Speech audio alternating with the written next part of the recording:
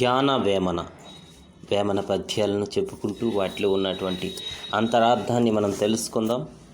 మనసులోనున్న మర్మమంతా ఎరింగి స్థిరము చేసి ఆత్మ తేటపరిచి ఘటము నిల్పవలియు ఘనతలింకేంటికి విశ్వదాభిరామ వినురవేమ.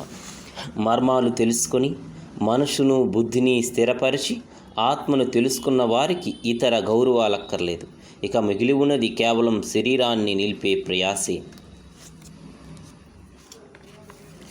అంతరంగమునందు ననువుగా శోధించి దలప ముక్తి తనకు కల్గు బహిరంగమునందు భాషింప తెలియునా విశ్వదాభిరామ వినురవేమ.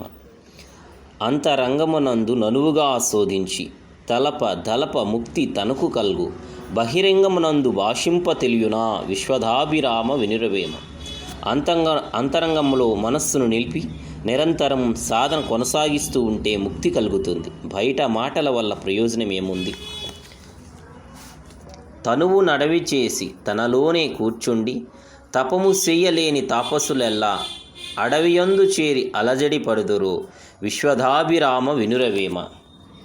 తనువు దేహమనే అడవిలో ఉండి ధ్యానం చేయలేని తాపసులు అడవులకు పోయి శ్రమపడుతూ ఉంటారు తప్ప మరేమీ సాధించలేరు.